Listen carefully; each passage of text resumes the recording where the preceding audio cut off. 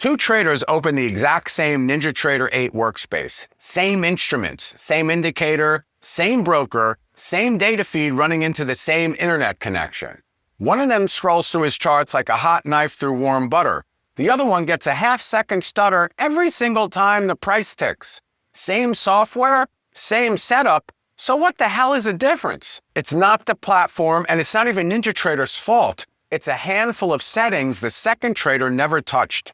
Half of them inside NinjaTrader, half of them buried in his hardware, and he has no idea they exist. And here's what drives me nuts. There are NinjaTrader tutorials out there with hundreds of thousands of views. They show you how to set up Renko bars, how to drop a 200 EMA and a 50 EMA on your chart, how to color your candles blue and your wicks gray, all useful stuff. But none of them tells you why your beautiful chart turns into a slideshow the second the market actually moves.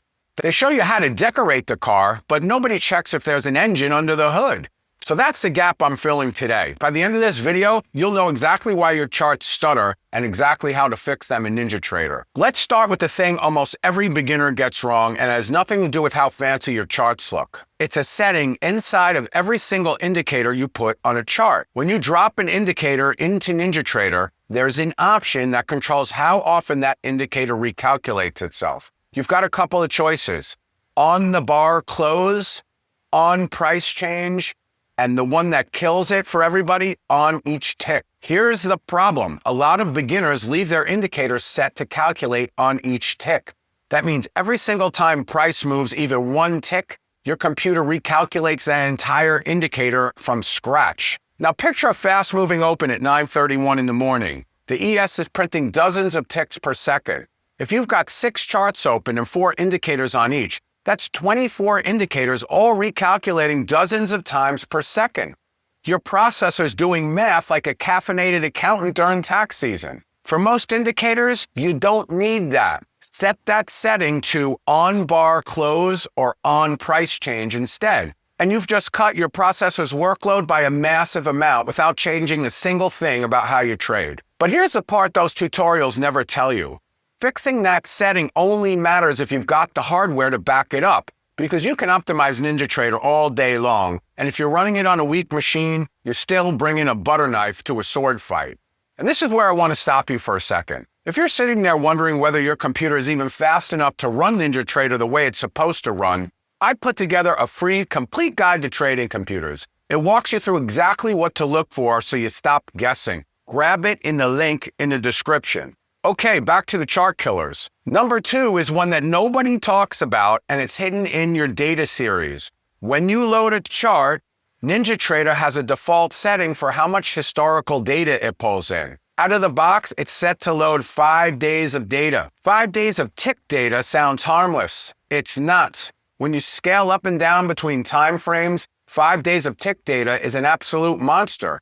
You're forcing your machine to hold and process way more data than you'll ever look at. Change that default to load by bars instead, somewhere around 1,500 bars. That keeps your charts snappy, and it stops your computer from choking on data you're never even going to scroll back to.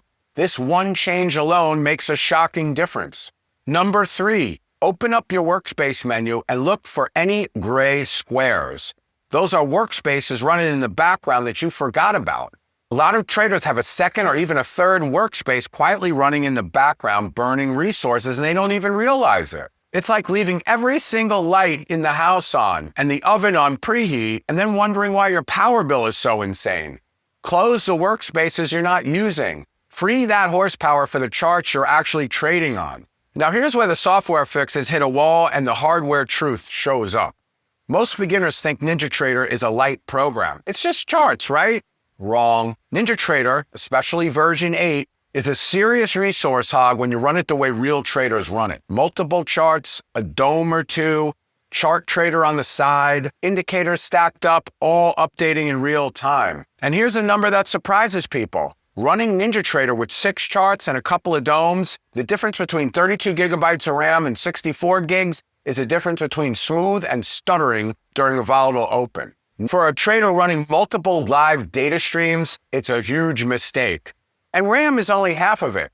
NinjaTrader also leans hard on multi-core processing. If you've got 30 charts all running the same instrument, The platform is splitting that work across your processor's cores.